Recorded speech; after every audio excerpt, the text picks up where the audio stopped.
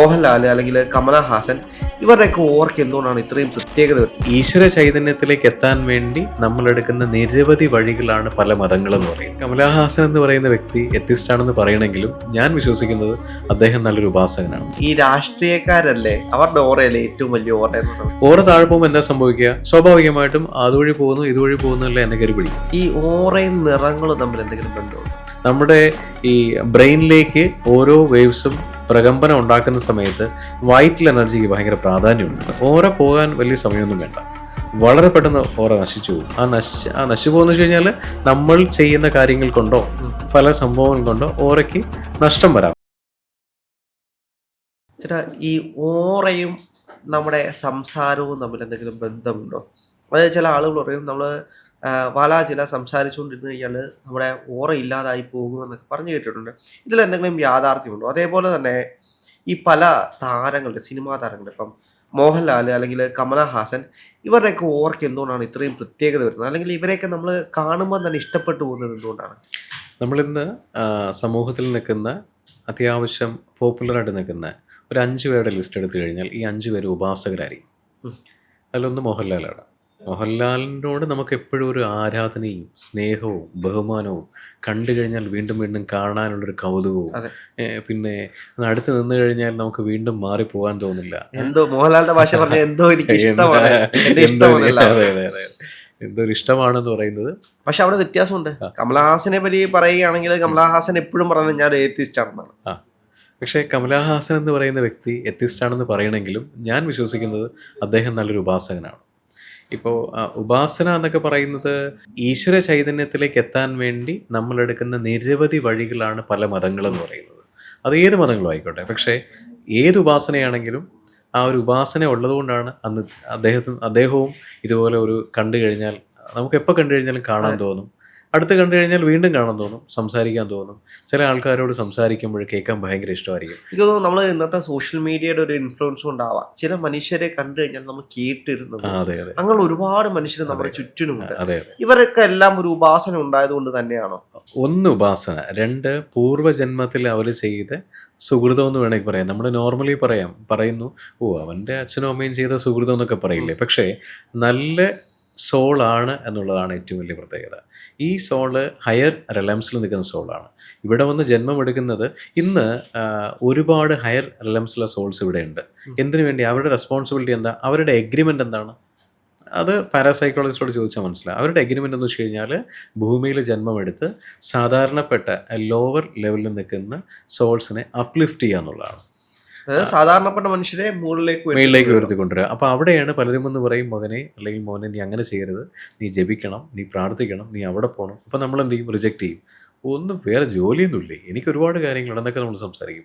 അത് മനസ്സിലാക്കാനുള്ള ഒരു റിയലൈസേഷൻ നമുക്ക് വന്നിട്ടില്ല എന്നുള്ളതാണ്. പക്ഷെ ആ സമയമാകുമ്പോൾ നമ്മൾ എത്തിപ്പെടും. അല്ല, അവിടെ ഞാൻ സംശയിച്ചു. അങ്ങനെയാണെങ്കിൽ ഈ രാഷ്ട്രീയക്കാരല്ലേ അവരുടെ ഓറയല്ലേ ഏറ്റവും വലിയ ഓറ എന്ന് പറയുന്നത്? രാഷ്ട്രീയക്കാരുടെ ഓറ നല്ല ഓറ തന്നെയാണ്. പക്ഷേ അവർ നിരന്തരം അവിടെ ഉപയോഗിക്കുന്ന വേർഡ്സ് എന്താണ്? പല ആൾക്കാരും സാഹചര്യങ്ങളുടെ സമ്മർദ്ദം മൂലം കള്ളം പറയേണ്ടി വരുന്നു. കള്ളം പറയണ്ട എന്നുള്ളതല്ല, മറ്റുള്ളൊരു ആത്മാവിനെ വേദനിപ്പിക്കുന്ന രീതിയിൽ കള്ളം പറയരുതെന്നുള്ളതാണ്.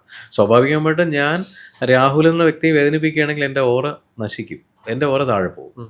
പിന്നെ ഓറ താഴെ പോകുമ്പോൾ എന്താ സംഭവിക്കുക? സ്വാഭാവികമായിട്ടും അതുവഴി പോകുന്നു ഇതുവഴി പോകുന്നതല്ല എന്നെ കയറി പിടിക്കും. എന്ത് വന്നാലും എന്നെ ബാധിക്കും. അവിടെയാണ്. അതുകൊണ്ടാണ് ഈ രാഷ്ട്രീയക്കാരോട് നല്ല ഓറയാണെങ്കിലും ചില ആൾക്കാർക്ക് വീണ്ടും സ്റ്റെബിലിറ്റി ഇല്ലാതെ പോകുന്നത്. അതുകൊണ്ടാണ് മിക്ക നമ്മുടെ മോദിജി നോക്കിയാൽ മതി. മോദിജി നല്ലൊരു രാഷ്ട്രീയക്കാരനാണ്, പക്ഷെ അസാധ്യമായ ഉപാസകനാണ്. മോദിജിയുടെ നാവുകളിൽ നിന്ന് വരുന്ന സംഭാഷണം പോലും നമുക്കിഷ്ടം. ബാല ഉപാസിക്കുന്ന ഒരാളാണെങ്കിൽ സ്വാഭാവികമായിട്ട് എൻ്റെ അസംഷനാണ് അദ്ദേഹം ബാല ഉപാസകനാണെന്ന് എനിക്കറിയില്ല. പക്ഷേ ബാല ഉപാസിക്കുന്ന ഒരാളാണെങ്കിൽ ആ സംഭാഷണമൊക്കെ നമുക്ക് ഭയങ്കര ഇഷ്ടമായിരിക്കും. നമ്മൾ കേട്ടിരുന്നു പോകും, ശബ്ദം കേട്ടിരുന്നു പോകും, 2 എങ്ങനെ സംസാരിച്ചാലും കേട്ടിരുന്നു പോകും. നമുക്ക് വീണ്ടും വീണ്ടും അദ്ദേഹത്തിൻ്റെ വീഡിയോ കാണാൻ ഇഷ്ടപ്പെടും, അദ്ദേഹത്തിൻ്റെ ഇൻ്റർവ്യൂസ് കാണാൻ ഇഷ്ടപ്പെടും, അദ്ദേഹം നമ്മളോട് എന്ത് പറഞ്ഞാലും ഇഷ്ടപ്പെടും, വഴക്ക് പറഞ്ഞാലും സ്നേഹിച്ചാലും ഇഷ്ടപ്പെടും. ഈ ഓറയും നിറങ്ങളും തമ്മിൽ എന്തെങ്കിലും ബന്ധമുണ്ടോ? നിറങ്ങൾ ഞാൻ ചോദിക്കാൻ കണ്ടപ്പോൾ രാഷ്ട്രീയക്കാരുടെ കാര്യം പറഞ്ഞോണ്ടാ. ഈ വെള്ളയും വെള്ളയിട്ടിട്ടുള്ള രാഷ്ട്രീയക്കാരെ കണ്ടു കഴിഞ്ഞാൽ തന്നെ നമ്മൾ നോക്കും, ആരുടെ 10 പേരുടെ മുന്നിൽ ചെന്ന് നിന്ന് കഴിഞ്ഞാലും എല്ലാവരും ഒന്ന് ശ്രദ്ധിക്കും. അതുകൊണ്ടാണ് ഞാൻ ചോദിച്ചത് ഈ ഓറ വർദ്ധിപ്പിക്കാൻ വേണ്ടി ഈ നിറങ്ങൾക്ക് അതിന് സാധിക്കും. ഏറ്റവും വലിയൊരു എക്സാമ്പിളാണ് യൂണിവേഴ്സൽ എനർജിയിൽ ഏറ്റവും കൂടുതൽ നമുക്ക് എൻലൈറ്റ്മെന്റിലേക്ക് വരുന്ന സമയത്ത് പല എനർജീസ് നമ്മളിലേക്ക് വരും. അല്ലെങ്കിൽ ശിവോഹം പ്രാക്ടീസ് ചെയ്യുന്ന ഓൾമോസ്റ്റ് ആൾക്കാരും ഈ ചിലവർക്ക് ഞാൻ 41 ദിവസം കഴിഞ്ഞിട്ടായിരിക്കും ഈ അവരുടെ തേർഡ് ഡേയിലേക്ക് ഒരു ബൗദ്ധിക് മെസ്സേജ് പാസ് ചെയ്യുക. ചില ആൾക്കാർക്ക് 21 ദിവസം കഴിഞ്ഞിട്ടായിരിക്കും. കാരണം അവരുടെ ഒരു ഇന്നർ ക്യാപ്പബിലിറ്റി സംസാരിക്കുമ്പോൾ അറിയാൻ പറ്റും. എല്ലാവർക്കും ഈ ബൗദ്ധിക് മെസ്സേജ് പാസ് ചെയ്യുമ്പോൾ അവർ സൈലൻ്റായിട്ട് ഇരിക്കുക. ഞാനൊരു 3 മിനിറ്റോ 5 മിനിറ്റോ ഒന്നും സംസാരിക്കരുതെന്ന് പറയും. ഞാൻ ഇവിടുന്ന് ഒരു മെസ്സേജ് പാസ് ചെയ്യും.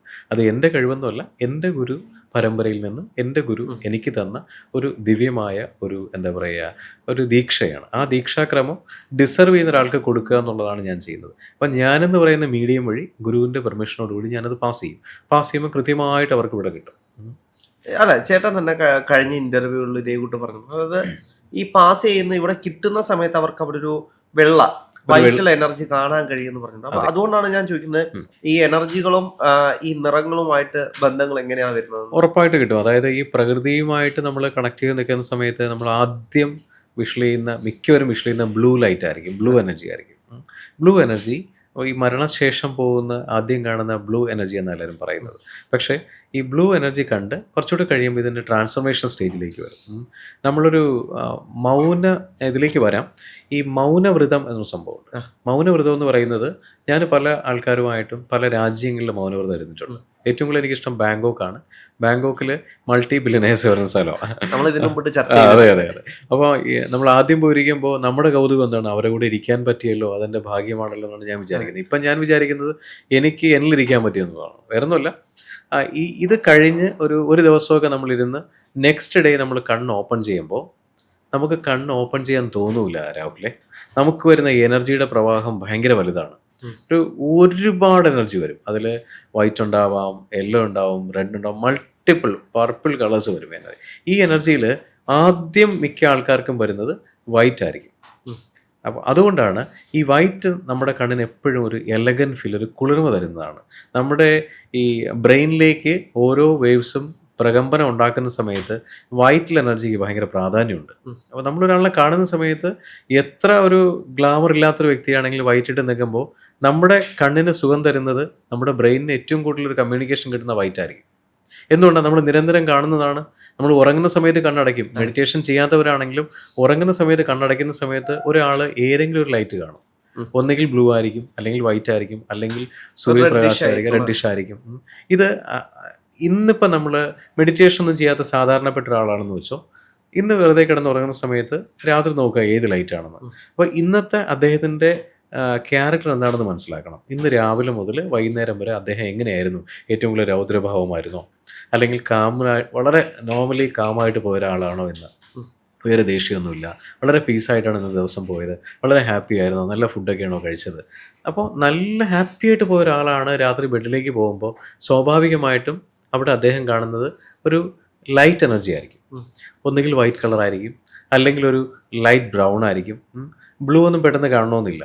നമ്മളിന്ന് പൂർണ്ണമായിട്ടും ഭയങ്കര ഇഷ്യൂസൊക്കെ നിൽക്കുന്നു, ഭയങ്കര പ്രശ്നങ്ങളൊക്കെയാണ്. അതെല്ലാം കഴിഞ്ഞ് ബെഡിലേക്ക് പോകുമ്പോൾ നമ്മൾ കാണുന്ന എനർജി ഒരു ലൈറ്റ് എനർജി ആയിരിക്കില്ല.